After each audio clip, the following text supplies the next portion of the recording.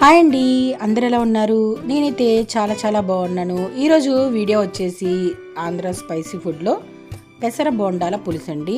Taste మాత్రం చాలా అంటే చాలా బాగుండిద్ది అనమాట.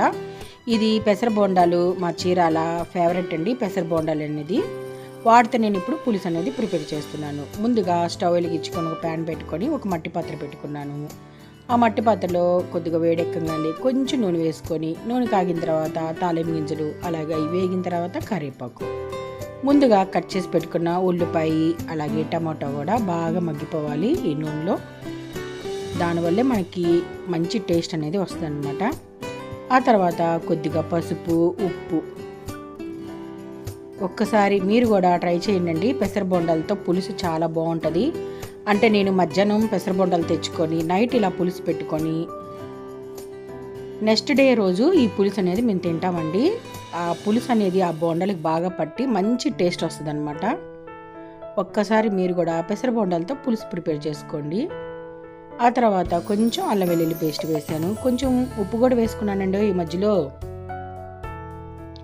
అల్లం వెల్లుల్లి పేస్ట్ బాగా వేగిన తర్వాత కొద్దిగా కూరకారం వేసుకున్నాను అనమాట. కూరకారం అయితేనే చాలా బాగుంటుంది ఈ పులుసుకి.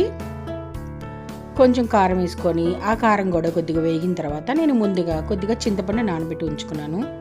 అంటే నిమ్మకాయ సైజ్ అంతా చింతపండు నీళ్ళలో నానబెట్టి పులుసు తీసానండి. ఇప్పుడు ఈ టమాటాలు కూడా బాగా మగ్గిపోయినాయి కదా. ఇప్పుడు నేను చింతపండు పులుసు పోసుకొని ఆ తర్వాత ఒక గ్లాస్ వాటర్ పోసుకున్నాను అనమాట. ఎందుకంటే మరీ పుల్లగా ఉంటే పులుసు అనేది అంత బాగోదండి. ఈ బోండాలకి, పెసర బోండాలకి అంత పులుపక్కర్లేదనమాట. ఇప్పుడు ఉప్పు సరిపోయిందో లేదో చూసుకొని తగినంత ఉప్పు వేసుకుందాము. మరీ చిక్కగా ఉండకూడదండి, కొంచెం పలసగా ఉంటే పులుసు అనేది చాలా బాగుంటుంది. ఇప్పుడు నేను తగినంత ఉప్పు వేసుకున్నాను. అలాగే కొద్దిగా ధనియాల పొడి, జీలకర్ర పొడి అనమాట. ఎందుకంటే ఇది కొంచెం రోస్ట్ చేసిన ధనియాలు, జీలకర్ర అది ఫోటో చేసుకొని ఇప్పుడు ఆ ఫోటో కూడా వేసుకున్నాను. బాగా కాగాలండి పులుసు అనేది. ఇగో ఇట్లా చూసారా ఎలా మరుగుతుందో అట్లా మరిగిపోవాలి. ఆ తర్వాత సన్నగా కట్ చేసి పెట్టుకున్న పచ్చిమిరపకాయలు కూడా వేసుకుంటే చాలా బాగుంటుందండి ఈ టైంలో పచ్చిమిరపకాయలు వేస్తే. ఆ తర్వాత కొద్దిగా కరివేపాకు.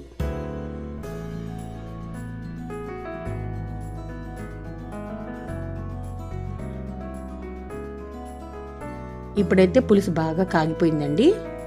ముందుగా మనం ప్రిపేర్ చేసి పెట్టుకున్న పెసర బొండాలు కూడా వేసేసుకుందాము. ఇలా నైటు పులుసు పెట్టుకొని ఎర్లీ మార్నింగ్ మనం లంచ్లోకి తింటే ఉంటుందండి పులుసు అనేది. చాలా అంటే చాలా బాగుంటుందండి. ఒక్కసారి మీరు కూడా ట్రై చేయండి. ట్రై చేసి కామెంట్ బాక్స్లో నాకు కామెంట్ పెట్టడం మర్చిపోకండి. మా చీరాల్లో స్పెషల్ అనమాట పెసర బొండాలు అనేది. చాలా బాగుంటాయండి అసలు. టేస్ట్ మాత్రం ఉత్తగా తిన్నా కూడా చాలా బాగుంటుంది.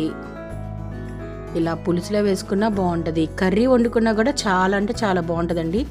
ఈసారి అయితే కర్రీ వండి చూపిస్తాను నేను పెసర బొండాలతో. మేమైతే ఎక్కువగా ఇలా పులుసు పెట్టుకుంటామండి. మమ్మల్ని కానీ మేము కానీ మా అత్తయ్యలు కానీ ఎవరైనా సరే.